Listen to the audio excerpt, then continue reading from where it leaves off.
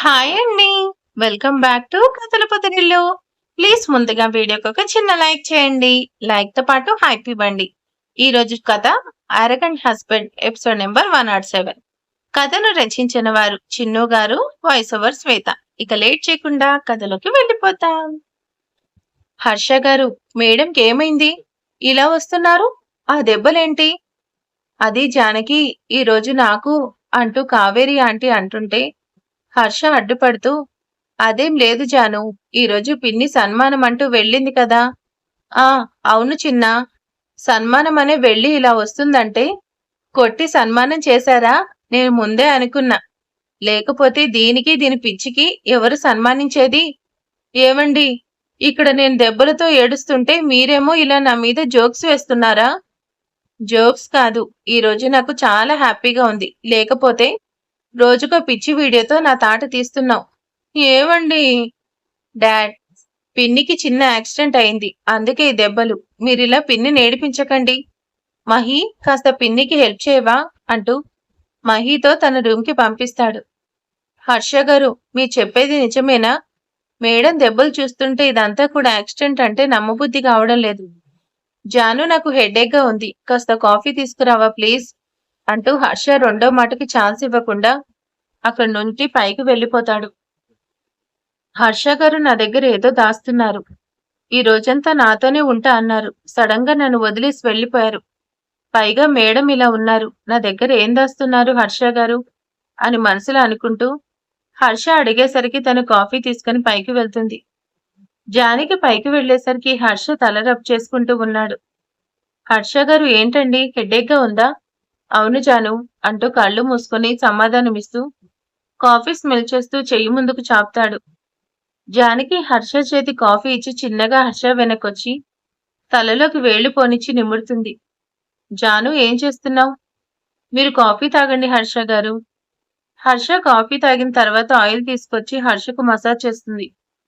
జానకి అలా చేస్తుంటే హర్షకు హాయిగా అనిపిస్తుంటే జానకిని తన పక్కకి తీసుకొచ్చి కూర్చోపెట్టి తన ఒడిలో తల పెట్టుకుంటాడు. హర్ష చాలా అలసిపోయినట్టు తన కళ్ళలో కనిపిస్తుంటే హర్షని అడిగి విసిగించడం ఇష్టం లేక హర్షకు అలానే సుతారంగా మసాజ్ చేస్తుంది. జానకి స్పర్శ హర్ష మనసుకు మైండ్కి రిలాక్స్ గా అనిపిస్తుంటే అలానే జానకి ఒళ్ళో తలపెట్టి నిద్రపోతాడు. చాక్లెట్, నివి, మీ డాడీ పడుకున్నాడు. డోంట్ డిస్టర్బ్ బంగారం. పిన్నిని అడిగి డిన్నర్ చేసేసి బుద్ధిగా పిన్ని దగ్గర పడుకు. పిన్ని ఒక్కతే కదా, భయపడుతుంది. అలానే అమ్మా అంటూ హర్షకి కిస్ చేసి పరిగెడుతుంది. దొంగ మొహంది. వాళ్ళ నాన్నకు పెట్టింది కానీ నాకు మాత్రం పెట్టదు. చిన్నగా కసురుతూ హర్ష పడుకునేసరికి జానకి ఆలోచిస్తూ అలానే కూర్చొని హర్షని చూస్తుంది. పంతులు గారు, ఇద్దరి పెళ్లికి మంచి ముహూర్తం పెట్టండి అంటూ ఆనందరావు అనగానే పంతులు గారు చూసి ముహూర్తం ఫిక్స్ చేస్తారు. అనుకున్నట్టుగానే పెళ్లికి చాలా తక్కువ టైం ఉండడంతో పెళ్లి కూడా గుళ్ళోనే అరేంజ్ చేస్తారు.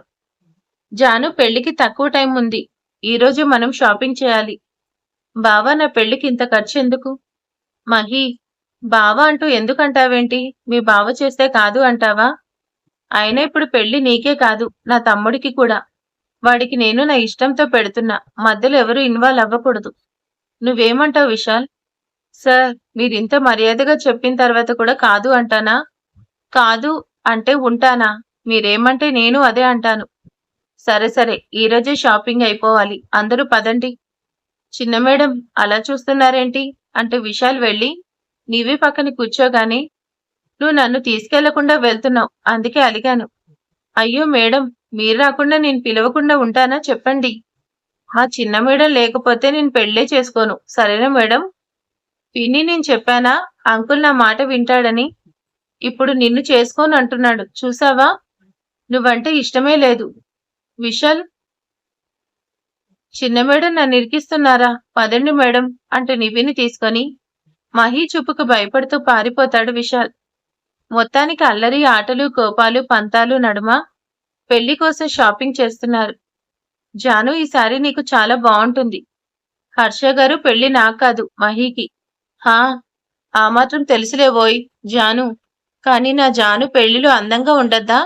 పైగా ఇన్ని రోజులు ఆ కాటన్ శారీస్ కట్టి కట్టి చూడలేకపోతున్నా. పెళ్లిలో దేవకన్యలా ఉండాలి జాను నువ్వు. ఆ మాటకి జానకి చిన్నగా నవ్వుతూ, హర్ష చూసిన శారీ చూస్తూ, మీకు మంచి టేస్ట్ ఉంది అంటూ కాంప్లిమెంట్ ఇవ్వగానే హర్ష నవ్వుతూ, అందుకేగా నిన్ను కోరి నిన్ను చేరింది అంటూ హర్ష జానకి బుగ్గకిల్లుతాడు. హర్ష గారు వెడ్డింగ్ కార్డ్స్ తీసుకొని ఇక్కడికి ఎందుకు తీసుకొచ్చారు? జాను మన రెస్పాన్సిబిలిటీ. కన్న తండ్రి అన్నగా మహి పెళ్లి చూడాలి అనుకుంటే వస్తారు, లేదంటే మాత్రం మనమేం చేయలేం. అప్పుడే చిత్రంజన్ కిందకొస్తూ నిన్నెవరు నా ఇంట్లోకి రానిచ్చింది అంటూ కోపంగా అడుగుతాడు. నేనేం నీ ఇంట్లో ఉండిపోవడానికి రాలేదు, పైగా నాకా ఇంట్రెస్ట్ కూడా లేదు. మీ కూతురు పెళ్లి కాబట్టి శుభలేఖ ఇద్దామనొచ్చాను. జాను. జానకి కాస్త ముందుకొచ్చి చిత్రంజన్కి శుభలేఖిస్తుంది. ఇది నా దృష్టిలో పెళ్లి కాదు, శుభలేఖ కాదు అంటూ చిత్రంజన్ చించుతుంటే, చిత్రంజన్ గారు అది మీకోసమే స్పెషల్గా చేయించాను, సింథటిక్. మీరెంత కష్టపడినా కూడా దాన్నేం చేయలేరు. చిత్రంజన్ లైటర్ తీసుకుని కాలుస్తుంటే హర్ష నవ్వుతూ, అది ఫైర్ రెస్ట్రిక్టెడ్ కూడా కాలదు. పెళ్లికి వస్తే కన్న తండ్రి అన్న వచ్చారని మహి హ్యాపీగా ఫీల్ అవుతుంది. మీకు కూతురు పెళ్లి చూడాలని ఉంటుంది కదా అంటూ హర్ష తను చెప్పాల్సింది చెప్పి జానకిని తీసుకొని వచ్చేస్తాడు. శ్రావణి, ఏం చేశావు? కాస్తుంటే హర్షకి దొరికిపోయేదానివి. నీకేం చెప్పాను? హర్షకి అప్పుడే మనం దొరికిపోకూడదు. తారా నాకు తెలుసు, కానీ ఎలా వచ్చాడో నాకు తెలీదు. ఈరోజు కావేరి నా చేతిలో నుంచి తప్పించుకుంది. కానీ నువ్వేం భయపడకు, హర్షకి నేనప్పుడే దొరకను. జానకి అంతు చూసిన తర్వాతే హర్ష కంటపడతాను. జానకి అంటూ కోపంగా పళ్ళు నుడుతుంది శ్రావణి. Shravani be cool. జానకి నేం చేయాలో నేను చెప్తాను. నా దగ్గర దానికోసం అమోఘమైన ప్లాన్ ఉంది అంటూ అప్పుడే అక్కడికి వస్తూ విపుల్ అంటాడు. ఏం ప్లాన్? ఆ జానకి పతనం కోసం నా ప్రాణాలు ఇవ్వడానికైనా నేను వెనకాడను. కానీ ఆ జానకి మాత్రం సంతోషంగా ఉండడానికి వీల్లేదు. ముఖ్యంగా నా హర్షతో కలిసి ఉండడానికి వీల్లేదు. హర్ష నావాడు, నాకే సొంతం. నా హర్ష దగ్గర అది ఉంటే నేను చూడలేకపోతున్నా. దేవుడా, ఇది మళ్ళీ మొదలు పెట్టింది. 3 కాదు 6 ముళ్ళు వేయించుకున్నా ఆ జానకి కూడా ఎన్నిసార్లు అనలేదనుకుంటా. చిన్నగా అంటుంది తారా కరణ్కి వినపడేలా మాత్రమే. ఉషో, ఇప్పుడు వింటే ఆ జానకి కన్నా ముందు నీ అంతు చూస్తుంది. అసలే మెంటల్ పాప అంటూ కరణ్ విపుల్ ఏం చెప్తాడా అంటూ చూస్తాడు. హా, ఆ ప్రాణాలు తీసుకోవాలి శ్రావణి. అప్పుడే మనం ఆ జానకి అంతు చూడగలం. విపుల్ నువ్వేమంటున్నావు అంటూ తారా అనగానే, నేనేం నిజంగా చనిపోమనడం లేదు, కానీ చచ్చినట్టు యాక్ట్ చేయమంటున్నా. హర్ష పక్కనే ఉండగా మనం జానకిని కనీసం తన నీడ కూడా టచ్ చేయలేం. జానకి కావాలంటే హర్ష జానకి దూరంగా ఉండాలి, అంటే హర్ష మన కంట్రోల్లో ఉండాలి. ఏడ్చినట్టే ఉంది. ఆయన ఉంటే తెల్లచీర ఎందుకు అన్నట్టు హర్షని ఆపగలిగితే మనకి బాధెందుకు? తారా, హర్షని భుజబలంతో మనమేం చేయలేం, కానీ బుద్ధి బలంతో మాత్రం ఏమైనా చేయొచ్చు. హర్షను మన కంట్రోల్లో ఉంచుకోవడానికి మనకు యుక్తి చాలు. అది శ్రావణి మాత్రమే చేయగలదు. శ్రావణి నువ్వు చనిపోయినట్టు యాక్ట్ చేయాలి. అది కూడా నిన్ను చంపింది హర్షనే అన్నట్టు ప్రూవ్ ఉండాలి. హర్ష అలా ఎందుకు చేస్తాడు అంటూ తారా మధ్యలో వస్తుంది. హర్ష అలా చేయడు, కానీ చేసేలా మనం చేయాలి. హర్ష శ్రావణిని చంపినట్టు సాక్ష్యం క్రియేట్ చేసి అప్పుడు హర్షని నేను పోలీస్ కాబట్టి అరెస్ట్ చేస్తాను. దెన్ జానకి ఒక్కతే ఉంటుంది. చచ్చినా నువ్వు జానకిని ఏమైనా చేయొచ్చు. తర్వాత హర్ష జానకి లేకపోతే ఏం చేయలేడు. ఇదంతా చేయడానికి మనకు మంచి టైం కూడా దొరికింది. రేపే నా చెల్లెలు మహికి వాడు అసిస్టెంట్ విశాల్కి పెళ్లి. ఆ పెళ్లిలోనే మనం అనుకున్నది అనుకున్నట్టు చెయ్యాలి. శ్రావణి, నువ్వు హర్షని నీ దగ్గరకు వచ్చేలా చేసి అంటూ శ్రావణి చేయాల్సిన ప్లాన్ చెప్తాడు. తర్వాత తారా కరణ్ని కూడా వాళ్ళు చేయాల్సిన పనులు చెప్తాడు. గుర్తుంది కదా, ఎక్కడ మిస్టేక్ అవ్వకూడదు. ఈసారి హర్షకి మనం ఛాన్స్ ఇవ్వకూడదు అంటూ అందరూ ప్లాన్ చేసుకుంటూ పెద్దగా నవ్వుకున్నారు. హర్ష ఈ దెబ్బగా జానకి పోతుంది. తర్వాత దాన్ని అడ్డు తెప్పించి, ఈసారి నేను నిజంగా హర్షకి పెళ్ళాన్నైపోతాను. హర్ష, ఈసారి నిన్ను ఎవరు దూరం చేయలేరు. చివరికి ఆ జానకి కూడా అంటూ శ్రావణి నవ్వుకుంటుంది. నెక్స్ట్ డే అనుకున్నట్టే పెళ్లికి అందరూ రెడీ అవుతున్నారు. పిన్ని, ఇవన్నీ ఎందుకు పెట్టుకుంటున్నావు? ఈరోజు ఎందుకు నువ్వు ఇలా రెడీ అవుతున్నావు? ఎందుకంటే ఈ రోజు నా పెళ్లి కాబట్టి నివి అంటూ నివి చెంప నిమురుతూ నవ్వుతూ అంటుంది మహి. పెళ్ళా? పెళ్ళంటే ఏంటి? పిన్ని పెళ్ళికిలా రెడీ అవ్వాలా పిన్ని? అమ్మా! అయితే నాకు కూడా పెళ్లి చేసేయ్ అమ్మా! అప్పుడు నేను కూడా ఇలానే రెడీ అవుతాను. నివి కిడ్లా ఉండు. వాగుడుకాయలా వాగకు. ఆహా! నాకదేం తెలీదు. నేను పెళ్లి చేసుకుంటాను. నాకు పెళ్లి చెయ్యి. ప్లీజ్ అమ్మా! అంటూ గొడవ చేస్తూ ఏడవడం స్టార్ట్ చేస్తుంది నివి. ఈరోజు నీకేమైంది ఇలా గోల చేస్తున్నావు? నేను నీతో అరవలేను. వెళ్ళి మీ చాక్లెట్‌ని అడుగు. నేను పిన్నిని రెడీ చేయాలి. హే! నేను మా చాక్లెట్‌తోనే అడుగుతాను అంటూ బయటకు పరిగెడుతుంది నివి. హర్షకి విషాల్ లేకపోవడం పైగా అర్జెంట్ ప్రాజెక్టు వల్ల ఆ వర్క్ అంతా పెళ్లికి పెండింగ్ పడ్డం వల్ల నెగ్లిజెన్సీ నచ్చని హర్ష వర్క్ చేస్తూ దట్టు పెళ్లి కొడుకుని పక్కన కూర్చోబెట్టి వర్క్ చేస్తున్నాడు. సార్, ఈరోజు నా పెళ్లి అనే విషయం మీకు గుర్తుందా? విశాలు, నాకేమైనా మెమరీ లాస్ అనుకున్నావా? ఈరోజు నీ పెళ్లి అనేసి తెలుసు. అందుకే కదా రెడీ అయ్యావు. ఏం పెళ్లి కాకుండా వేరే ప్రోగ్రాం ఏమైనా పెట్టుకున్నావా? తల తిప్పకుండానే ల్యాపి చూస్తూ అంటాడు హర్ష. హర్ష సార్ పని రాక్షసుడు, హిట్లర్ అనే ట్యాక్స్ ని వదిలేశారు. మారిపోయారు అనుకున్నా, కానీ మీరేం మారలేదు సార్. ఇంకా అలానే ఉన్నారు. కాసేపట్లో పెళ్లి పెట్టుకొని నాతో పని చేయిస్తున్నారు. గౌతమ్ సార్ ఆ రోజు చెప్పారు, నేనే అర్థం చేసుకోలేదు. విశాలు, నువ్వేమన్నా ఆడపిల్ల ఏంటి? గంటలు గంటలు రెడీ అవ్వడానికి అన్నట్టు జస్ట్ షర్ట్ వేసుకొని వెళ్ళినా చాలు. వేసుకోకపోయినా ఎవరు అడుగుతారు? మనం మగాళ్ళం, ఎలా వెళ్ళినా సరిపోతుంది. కానీ వర్క్ డిలే అయ్యి ప్రాజెక్టు మిస్ అయితే మాత్రం అందరూ నవ్వుతారు. ముందు పని చూడు. నిన్న ప్రాజెక్ట్ డీటెయిల్స్ మెయిల్ చేయి అంటే చేయకుండా ఉండి ఇప్పుడు ఏడుస్తున్నావా? సార్, నేను మెయిల్ చేశాను. చేస్తే ఉండాలి కదా సార్. అది అంటే డ్రాఫ్ట్లో పడిపోయింది, చూసుకోలేదు సార్. అందుకే ఇప్పుడు ఆ వర్క్ కూడా కంప్లీట్ చేసి అప్పుడు పెళ్లికి రెడీ అవ్వు. విశాల్ ఏడ్చుకుంటూ చేసిన దానికి తప్పదన్నట్టు వర్క్ ఫినిష్ చేసే పనిలో పడ్డాడు. చాక్లెట్ చాక్లెట్ ఏంటి లిటిల్? చాక్లెట్, నాకు పెళ్లి చేసే చాక్లెట్. విశాల్కి ఫ్యూజ్ ఎగిరిపోతుంది. హర్ష కూడా నవ్వుతూ నివిని ఒళ్ళో కూర్చోపెట్టుకుంటూ, ఇప్పుడే అంత అర్జెంటుగా పెళ్ళెందుకు చేయాలంట మా లిటిల్కి? మరేమో పిన్నికి చాలా నగలు వేసి రెడీ చేస్తున్నారు. అడిగితే పెళ్ళంట, అందుకే నాకు పెళ్లి చేసే చాక్లెట్. హాహా, లిటిల్ అలా రెడీ అవ్వాలంటే పెళ్ళెందుకు? వెళ్ళి మీ అమ్మని అడుగు, రెడీ చేస్తుంది. అయినా నా బంగారానికి అలాంటి ఇలాంటి వాడు వస్తాడా ఏంటి? ప్రిన్స్ని వచ్చి నిన్ను పెళ్లి చేసుకుంటాడు. నీకోసం ఆగ మేఘాల నుంచి ఆ నీలి మేఘాలను దాటుకొని వస్తాడు, సరేనా? అప్పుడు నేనే లిటిల్కి పెళ్లి చేస్తాను. చిన్న మేడం, ఇక్కడ మాకే దిక్కు లేదు. అప్పుడే మీకు పెళ్లి కావాలా? చాక్లెట్ పిన్నిని అంకుల్కి ఇవ్వడం అవసరమా? విశాల్ వైపు కళ్ళు పెద్దవి చూసుకొని చూస్తుంది నివి. అమ్మో సార్, ఏంటి చిన్న మేడం అలా అంటున్నారు? అయినా మీ పిన్ని మొహానికి నేనే చాలా ఎక్కువ. అవునా? అయితే ఇప్పుడే మా పిన్నికి ఇదే మాట చెప్తాను అంటూ పరిగెడుతుంది. సార్! విశాలు, నువ్వు కానివ్వు, లేదా ఈరోజు పెళ్ళుండదు అంటూ హర్ష ఫైల్ రిఫర్ చేస్తున్నాడు. అమ్మ చాక్లెట్ నన్ను కూడా పిన్నిలా చేయమన్నాడు. అక్క దీన్ని కూడా చేసేయ్, క్యూట్గా ఉంటుంది. తర్వాత నాకు కూడా పెళ్లి చెయ్యి అంటే మీ బావ ఇప్పుడే అల్లుడు కోసం వెతకాలి. అమ్మ, నేను ఆల్రెడీ చాక్లెట్ అడిగాను. ప్రిన్స్ని తీసుకొస్తాడట నా కోసం.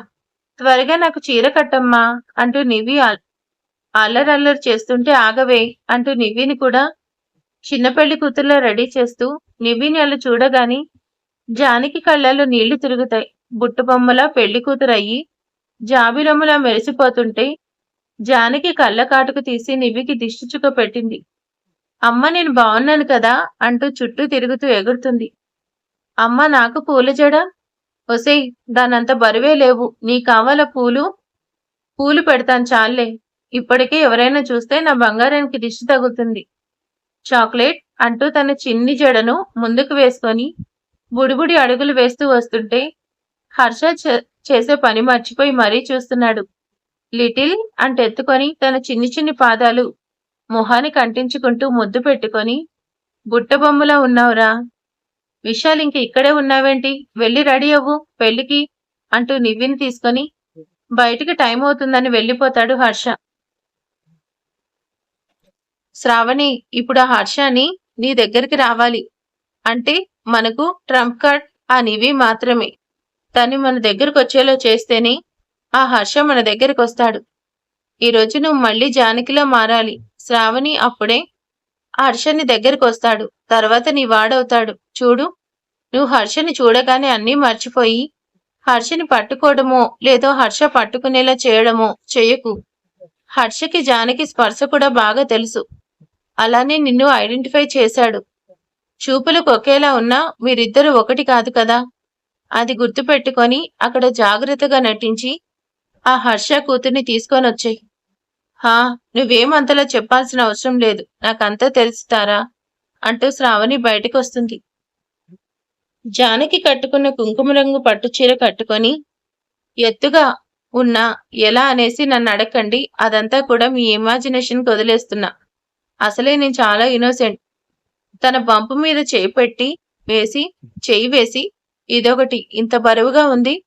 దీన్నే మొయ్యలేకపోతున్నా. కాసేపు అన్ని నెలలు ఎలా మోసి కంటారో ఏంటో అనుకుంటూ శ్రావణి లోపలికొస్తుంది. అంటే మీ అందరికి అర్థమైంది కదా, జానకిలా తన బేబీ బంపుని అలా రెడీ చేసుకుని వస్తుంది శ్రావణి. ఈ పిల్లదేం ఎక్కడుంది అంటూ లోపల చూస్తూ ఉంటే అప్పుడే హర్ష నివ్వెనెత్తుకొని కిందకొస్తున్నాడు. హర్షని చూడగానే పాప గుండెల్లో ప్రేమ పొంగుతుంటే హర్షని ప్రేమగా చూస్తుంది. జాను, లిటిల్ చాలా బాగుంది. చూస్తుంటే నా దిష్టి తగిలేలా ఉంది. బంగారానికి దిష్టి తీయవే ముందు. లిటిల్ అమ్మ దగ్గరికి వెళ్ళు నాన్న అంటూ శ్రావణికి పాపనిస్తాడు. అలానే హర్ష గారు అంటూ జానకిలా చెప్పి Janaki sorry sorry Shravani kitchen వైపు వెళ్తుంది.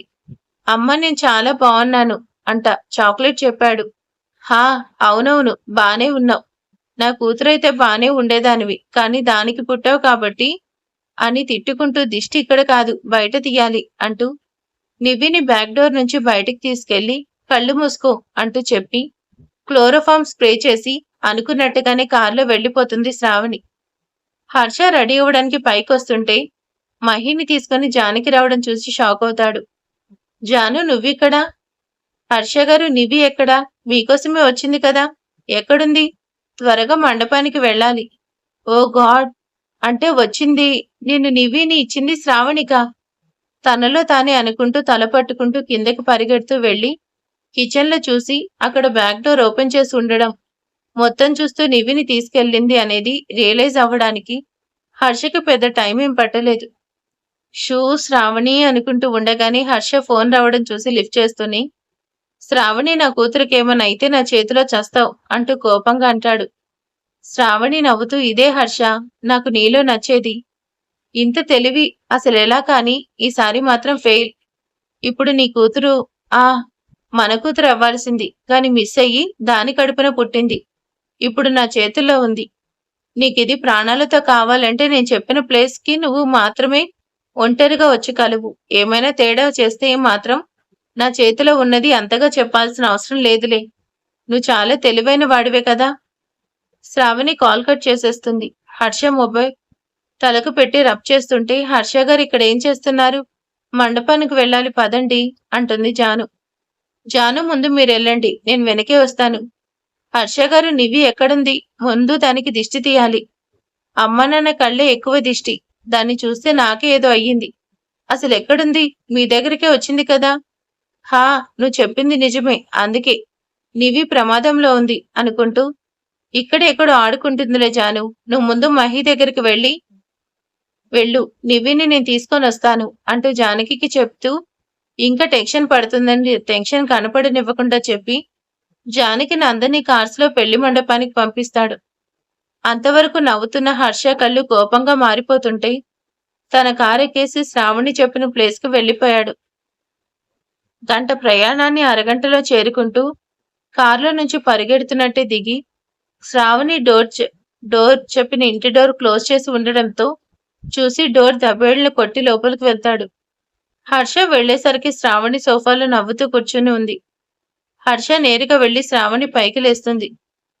హర్ష, ఏంటలా చూస్తున్నావు? నేను ఎలా కడుపుతో ఉన్నానన్నా? ఇది కడుపు కాదు, సెటప్. అయినా నీతో కాకుండా కలవకుండా నీ కౌగిల్లో చేరకుండా నేనెలా తల్లినవుతాను? శ్రావణి అంటూ చెంప కీడ్చికొట్టి, నా కూతురు ఎక్కడా? ఇప్పుడు నా కూతుర్ని నాకు ఇస్తావా లేదా చస్తావా అంటూ కోపంగా పళ్ళు నూరుతూ శ్రావణిని అడుగుతుంటే ఇస్తాను. నువ్వు అడిగింది నేనిస్తాను. మరి నేనడిగింది నువ్విస్తావా హర్ష? నాకేం తక్కువ హర్ష? నీకు నచ్చిన అదే అందం, అదే స్ట్రక్చర్, అదే పర్సనాలిటీ. నన్ను కూడా నీ దాన్ని చేసుకోవాలంటే, కావాలంటే నీకోసం ఆ జానకిని వదిలేస్తాను. నీ కూతుర్ని నీ కూతుర్ని కాదు, కాదు మన కూతుర్లా చూసుకుంటాను. నాకొక్క తాళి కట్టేసి నన్ను నీదాన్ని చేసుకో చాలు అంటూ శ్రావణి అంటుంటే, శ్రావణి నా కూతురు ఎక్కడా? నా పేషెంట్ని టెస్ట్ చేయకు. కూతురు అదిగో అక్కడే ఉంది ఆ దరిద్రం. దాన్నేం చేయలేదు, ఇంకా బ్రతికే ఉంది అంటూ కింద పడేసిన నివ్విని చూపించగానే హర్ష నివ్వి దగ్గరికి వెళ్లి నివ్వినెత్తుకొని సోఫాలో పడుకోబెట్టి నివ్వి అంటూ చెంపలు తడుముతుంటే, హర్ష ఈ ఇండిక్షన్ చెయ్యి. నీ కూతురు 5 మినిట్స్ లో పైకి లేస్తుంది. చూసావా నేనెంత మంచిదాన్నో? ఇదేదో అనేసి భయపడకు. ఏదో చేయాలనుకుంటే ఇంతసేపు ఆగేదాన్ని కాదు. ఎప్పుడో చేసేదాన్ని. హర్ష నీకోసం దాన్నేం చేయకుండా ఆపేశాను. ఏం చెయ్యను అంటూ కూడా శ్రావణి అంటుంటే, హర్ష ఇండిక్షన్ తీసుకొని నివ్వికి ఇండిక్షన్ చేసి నివ్విని చూస్తున్నాడు. హర్ష దాన్నేం చేయలేదని హ్యాపీ అవుతున్నావు కానీ ఆ జానకిని వదిలేస్తాను అనుకోకు. దాన్ని మాత్రం అంటూ శ్రావణి అంటుంటే, హర్ష ఎదురుగా ఉన్న కత్తి తీసుకుని కోపంగా శ్రావణి పీక మీద పెడుతూ నిన్నీ క్షణమే చంపేయాలన్నంత కోపం ఉంది. కానీ ఒకే ఒకటి నన్ను ఆపుతుంది. శ్రావణి నా జానకిని నన్ను అడిగిన మొదటి కోరిక నిన్నేం చెయ్యొద్దని. దానికిచ్చిన ఒకే ఒక మాట ఈ రోజు వరకు కూడా నిన్ను ప్రాణాలతో ఉంచింది. అది పిచ్చిదే కాబట్టే నిన్నింకా చెల్లి అనుకుంటుంది. నువ్వేంటో అనేది ఎప్పటికీ తెలుసుకోలేదు. కానీ మళ్ళీ నా వాళ్ళ జోలికొస్తే మాత్రం జానకికి నేనిచ్చిన మాట కూడా నిన్నాపలేదు శ్రావణి. నా వాళ్ళ జోలికొస్తే మాత్రం ఊరుకోను. ఇకపై అన్న మనిషిగా మారడానికి ట్రై చెయ్యి. కోపంగా చెప్పి నివ్వి అప్పుడే కదులుతుంటే, శ్రావణిని చూస్తే మళ్ళీ నివ్వి భయపడుతుందని తనని తీసుకుని హర్ష బయటకొస్తాడు. హర్ష కార్ టైర్ పంచర్ అయి ఉండడం చూసి కార్ అక్కడే వదిలేసి అక్కడి నుంచి బయటకొచ్చి క్యాబ్ బుక్ చేసుకుని హర్ష పెళ్లి టైం అవుతుందని వెళ్ళిపోయాడు. శభాష్ శ్రావణి, బాగా యాక్ట్ చేశావు. అంతా మనం అనుకున్నట్టే అయ్యింది. ఇకపై మిగతాది మేం చూసుకుంటాం. నువ్వు అండర్ గ్రౌండ్ కి వెళ్ళిపో అంటూ తారా కరణ్ వాళ్ళు బయటకు వెళ్లి హర్ష కార్ తీసుకుని వెళ్ళిపోయాడు తమ పని చేయడానికి. శ్రావణి ఈ రోజుతో నేను అనుకున్నది అవుతుంది అనేసి హ్యాపీగా ఉంది. హా, అది జాను, నేను నీ చెల్లిని చూడ్డం అదే లాస్ట్ టైం. అలా వచ్చేసిన తర్వాత ఇలా ఇంత చేశారు. ఎవరు చేసినా వదిలేదు లేదు. నిదానంగా చూసుకుందాం. కాని ముందు పడుకో జాను అంటూ జానకిని తన పక్కన పడుకోబెట్టుకొని హర్ష ఇద్దరిని చూస్తూ ఆలోచనలో పడ్డాడు. అదండి జరిగింది. ఇక తర్వాత విపుల్ శ్రావణి దగ్గరికి వెళ్లి చంపుతాడనుకుంటా. మరి అసలు ఏం జరిగింది తర్వాత అనేది నెక్స్ట్ పార్ట్ లో ఉంటుంది. అప్పుడు చూద్దాం. ఓకే, ఈ రోజు వీడియో ఎలా ఉందనేది ప్లీజ్ కామెంట్ చేసేయండి, లైక్ చేయండి. Thank you for watching.